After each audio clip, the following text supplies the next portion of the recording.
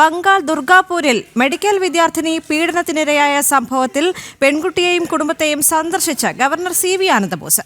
ഇതുപോലുള്ള സംഭവം സംസ്ഥാനത്ത് ഇതാദ്യമായല്ല സംഭവിക്കുന്നത്. പെൺകുട്ടികൾ സംസ്ഥാനത്ത് സുരക്ഷിതരാണെന്ന ആത്മവിശ്വാസത്തോടെ പറയാൻ കഴിയില്ല എന്നും ഗവർണർ പ്രതികരിച്ചിട്ടുണ്ട്. നന്ദൻ ചേരുന്നു കൂടുതൽ വിവരങ്ങളുമായി. നന്ദൻ, കഴിഞ്ഞ ദിവസം മുഖ്യമന്ത്രി മമതാ ബാനർജിയുടെ വിവാദമായ പ്രസ്താവന ഇതായിരുന്നു. കാരണം രാത്രികാലങ്ങളിൽ പെൺകുട്ടികൾ പുറത്തിറങ്ങരുത് എന്നുള്ള തരത്തിലായിരുന്നു അവർ സംസാരിച്ചിരുന്നത്. മുഖ്യമന്ത്രി തന്നെ ഒരു സ്ത്രീയാണ്. അത്തരത്തിലൊരു സ്ത്രീയായ ഒരു മുഖ്യമന്ത്രിയായ ഒരു വനിത പറയുകയാണ് പെൺകുട്ടികളുടെ സുരക്ഷ അവർ തന്നെ ഏറ്റെടുക്കണം എന്നുള്ള വിവാദപരമായ ഒരു പ്രസ്താവന വന്നിരിക്കുന്നു. അതിനുശേഷമാണ് ഇപ്പോൾ ഗവർണർ ഈ പെൺകുട്ടിയെയും കുടുംബത്തെയും സന്ദർശിച്ചത്.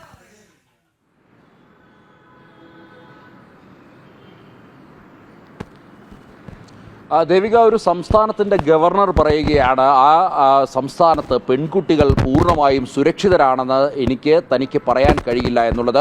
ഒരു ഭരണഘടനാ പദവിയിലിരുന്നു കൊണ്ട് ഗവർണർ പറയുമ്പോൾ സ്വാഭാവികമായും ചിന്തിക്കേണ്ടത് ആ സംസ്ഥാനത്തിൻ്റെ നിയമ സാഹചര്യങ്ങൾ, അവിടുത്തെ ഒരു നിലവിലൊരു അന്തരീക്ഷം, അല്ലെങ്കിൽ സ്ത്രീകൾക്ക് മുന്നോട്ട് പോകാൻ എത്രമാത്രം കഴിയുമെന്നുള്ളത് പരിശോധിക്കേണ്ടിയിരിക്കുന്നു. ഇതാദ്യമായല്ല ഈ സംസ്ഥാനത്ത് ഇത്തരത്തിൽ ഈ പെൺകുട്ടികൾ കൂട്ടബലാത്സംഗത്തിന് വിധേയമാകുന്നത്.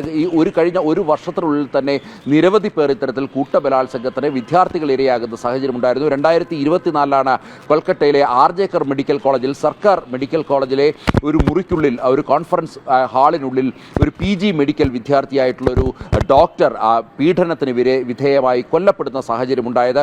മാത്രമല്ല, പിന്നീട് ഒരു നിയമ വിദ്യാർത്ഥിനി കൂടി ഇത്തരത്തിൽ കൂട്ടബലാത്സംഗത്തിന് വിധേയമാകുകയുണ്ടായി.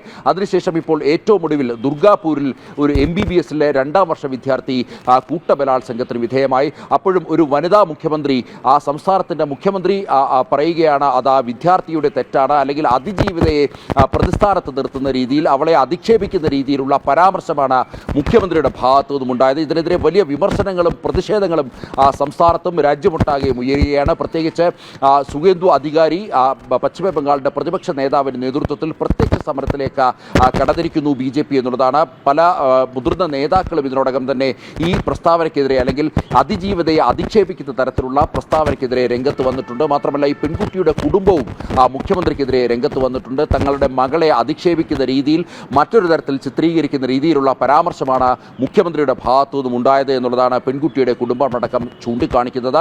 ഇങ്ങനെ പശ്ചിമ ബംഗാൾ മുഖ്യമന്ത്രിക്കും അതേപോലെ തന്നെ സർക്കാരിനുമെതിരെ വലിയ വിമർശനങ്ങൾ ഉയരുന്ന ഒരു പശ്ചാത്തലത്തിൽ കൂടിയാണ് പശ്ചിമ ബംഗാൾ ഗവർണർ C.V. ആനന്ദബോസ് ഈ പശ്ചിമ ബംഗാളിൽ പെൺകുട്ടികൾ സുരക്ഷിതരല്ല എന്ന് തനിക്ക് ഉറപ്പിച്ച് പറയാൻ കഴിയില്ല എന്ന് വ്യക്തമാക്കിയിരിക്കുന്നത്.